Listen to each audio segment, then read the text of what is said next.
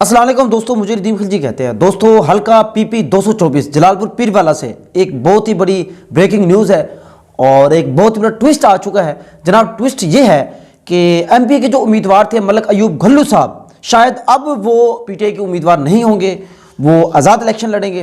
तो अब जो है ना, एक टिकट मिल गया है एक हमारी जो साबका MPA हैं सबीन गुल खान, डॉक्टर सबीन गुल खान, और इनका जो इंतखाबी निशान है वो 4 पाई है।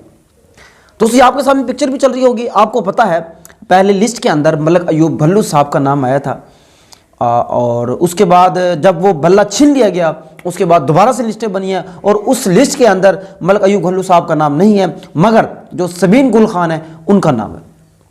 तो जनाब, मैं इसके बारे में सबसे पहले आपको बता दूं, ये जो है मुल्तान एक MP हैं साहबका और जलालपुर पीरवाला से इनका ताल्लुक है बेसिकली, लेकिन वो रहती मुल्तान में है और ये PTI की साबका MPA भी हैं जो 2018 से लेकर अब तक कह लें कि ये तहरीक इंसाफ की जो है ना MPA थी। तो खैर दोस्तों, ये आपके सामने सूरत हाल थी, बड़ा एक ट्विस्ट था। ये आपके सामने लिस्ट में भी हमने आपको दिखाया।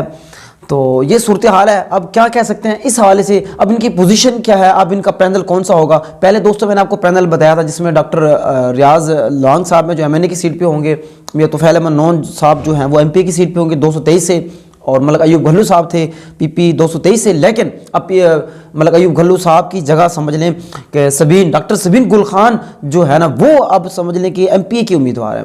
तो खैर दोस्तों, अभी आपके सामने सूरत हाल है।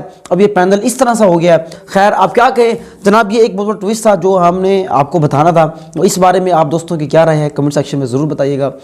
हमारे जितने भी नए दोस्त हैं, इलेक्शन के हवाले से न्यू अपडेट्स हासिल करने के लिए, मालूम करने के लिए, किसी भी इंफॉर्मेशन खबर के लिए, तो हमारे इस पेज को, हमारे इस ग्रुप को, हमारे कह लें कि इस चैनल को ज़रूर फॉलो करें, सब्सक्राइब करें और इस वीडियो को भी आगे ज़्यादा से ज़्यादा शेयर करें। बहुत बहुत शुक्रिया। अल्लाह हाफिज़।